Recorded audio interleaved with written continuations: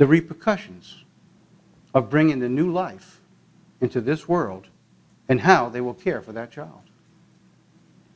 The one girl who found a homeless hobo, who knows if he had AIDS or disease, and the pain, the reaction that's going to cause from that time going forward. Their lives can be recovered. They will never be the same again. They will never, ever have that feeling of freedom and innocence that was once there. It will be gone for the rest of their lives. And we as a society, in a nation, let it go. And we wonder, how in the world do they get into that state? I drove around from my house, and I was going to go pick up my daughter from practice a couple weeks ago. Went right around the corner, stopped in the middle of the street, was an older car, in the middle of the street, the door was open, and I look over and by a fence, two little kids, couldn't be 5, 6, 7 years old. The parent had let them get out the car, go over to the fence, and they're jumping up and trying to rip off somebody's sunflowers that were hanging a little bit over a fence that they had grew in their garden. Now, people will say, well, that was funny. That's stealing. That's teaching children that they have no respect for other people's property. The parent was in the car driving, and I slowed down to watch, and they ripped the flowers off, and they hurried up and ran in the car, and the parents sped away. Now, these are little bitty kids. Somewhere down the road,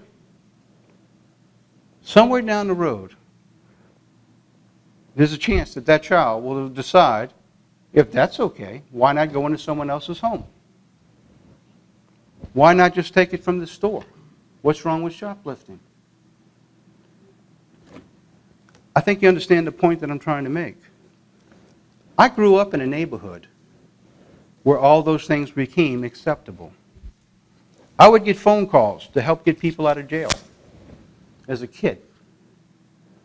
I would get phone calls to go get things that were stolen from the gangs, from the neighborhoods, to go sell them so that we could get them out of jail or pay the medical bill because they just got into a fight and they were slashed, or they were in prison, or they needed bail to get out, or they had to go buy their drugs.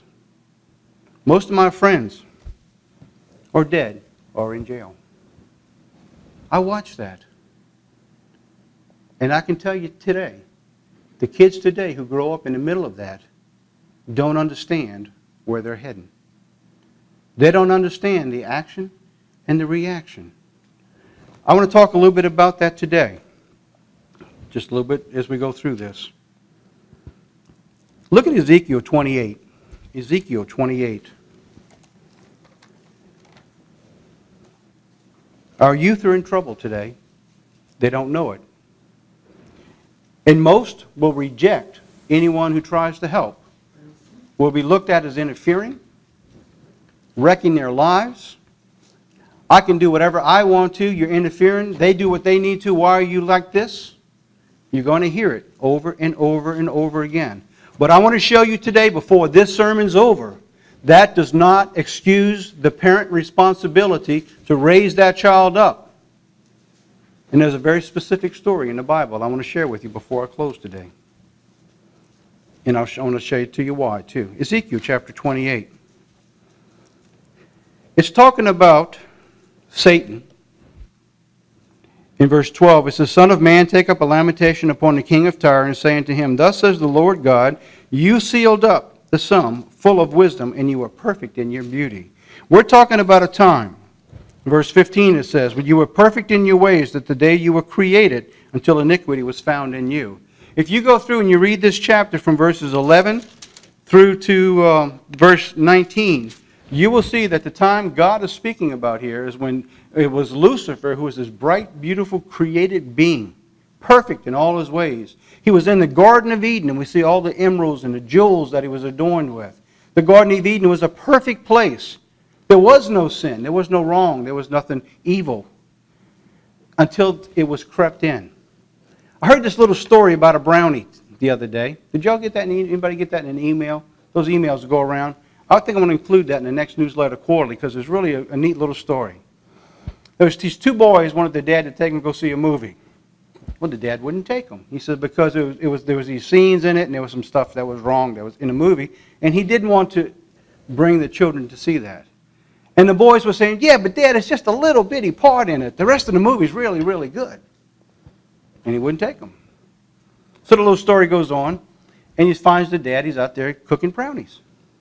And the boys were in the other room. They smelled the brownies, and oh, man, maybe Dad felt real bad about not taking us to the show. And he's making up to us by giving us the brownies. So he gets the brownies, and he brings them to the boys. He calls them in and gives it to them. They start eating the brownies. And they say, oh, yeah, these are great. And he said, what did you do? He said, oh, and he goes on and making them. He says, oh, yeah, and by the way, I put a special little ingredient in those brownies this time. I went to the backyard and I found a little bit of dog mess. But it was just a little bit. And I brought it in and I threw it in the brownies and I mixed it all in. You can't even taste it. Hi, Dad, how could you make us do that? Well, the point was really simple. And I read the story and said, what an analogy. What an analogy. These beautiful brownies, they smelled so good. They tasted so great. And you're eating dog mess. But just a little bit. Well, that's the point he was trying to make. He said that the stuff you watch and what you're listening to, sure, it's just a little bit. But it changes the way you look at things. And the problem is when we do that with the way the world goes, we don't look at things the same way anymore. It becomes so commonplace to be able to curse or use an F word or to have sexual contact with people that you're not supposed to. It becomes so normal. What's wrong with that? Everybody does. And because you haven't felt the heat yet, but it has altered your lives. It changes you forever. A couple, a married couple, has this beautiful relationship. One of the mate goes out and has an affair with someone else. That relationship can recover from it, but in all likelihood it is never the same again. Never the same again. The earth that was created when Lucifer was on it was perfect until that little bit of evil was found. It brings us to the point of Genesis chapter 1. Look at Genesis chapter 1. In verse 1. It says, in the beginning God created the heavens and the earth. This is in a beginning. This is talking about the recreation of time. It says in verse 2, and the earth became without form and was void. Somewhere between the time that we're reading in Ezekiel 28 and Genesis 1, that the earth had been in a perfect state that God had given it and put it into the hands of Lucifer at that time, who became Satan, until the point that God had to go back and put it all back in order. The entire creation, from its perfection and beauty, became void and lifeless. Now there's a story there spiritually that God's trying to tell us in our lives, that we can start with something, but if evil continues to come in, it continually destroys and wrecks. You know, people don't go out and become mass murderers overnight. A person doesn't start with drugs. They don't shoot up a needle to begin with, do they? Starts maybe with pills, or maybe they're smoking marijuana, or now it's crack, and then it's heroin or cocaine. And eventually it just gets worse and worse and worse. Now, there's a lot of horror stories that are out there that I just really don't want to go into because I'm sure you know them all. I want to bring out this point that it started off perfectly and the earth was brought to a point of total chaos, became void and lifeless, and God had to recreate it before he put man upon the earth. Proverbs chapter 30. Proverbs chapter 30. It was interesting that Danny actually read these last week, and is what I was looking for this message. I said, well, there it is, right there. In Proverbs chapter 30, verse 11. It says, there is a generation that curses their father. We are in a time where this generation doesn't respect, most of the time, doesn't respect its parents. What do they know? There's a country song that's out now. It says, I'm learning more now than when I used to know it all. And that's true. As you get older, you realize the more and more that you don't know. It says, there is a generation that curses their father and does not bless their mother. There is a generation that are pure in their own eyes. You talk to some of the youth today, and they don't see anything wrong with what's going on. Think it's fine to do whatever they want to do, as long as you don't get in their way. I go out on the streets where I'm cleaning these carpets, and I'm telling you, sometimes you feel like we're putting our lives in our own hands for some of the youth that are out there. It was just a couple of weeks ago that they had that massive car chase downtown. 2 teens, young teens, putting people's lives at risk, and they finally wrecked the car and a whole bunch of cars before they stopped them. Murder is being increasingly occurring by younger and younger people. Suicide in our youth is increasing more and more at a younger age. The statistics are out there. And you can go get them for yourself. It's easy. Just type it online. You'll see them all. It goes on to say, there's a generation that are pure in their own eyes and yet are not washed from their filthiness. There's a generation, oh, how lofty are their eyes and how their eyelids are lifted up. There's a generation whose teeth are like swords and their jaw teeth like knives to devour the poor from off the earth and the needy from among men. What is the generation today? You look back over the time from the time of the 60s, and you began to watch when the laws of God were gradually moved out of our school systems. Free love was moved in. Anything went as long as no one got hurt. The drug movement began to take place. The LSD began to grow. That generation is raising the generation today unto the second generation. And everyone does what is right in their own eyes. Let's look at Hosea chapter 4. Hosea chapter 4. I wanted to get into this today after that story because I wonder where we are today in God's eyes in light of prophecy with our youth. I want to know and be secure for God when I go off that my kids are cared for. That God will place His angels around them and protect them. I'd like to know that I can do what's right before God's eyes, that I can be assured for the safety of my family. And I think you do too. But look what it says in Hosea chapter 4 and verse 6. My people are destroyed for a lack of knowledge. Most of the youth I talk to today, they don't want to hear anything about wisdom or knowledge or trying to improve their lives. They want to do what they want to do and be left alone.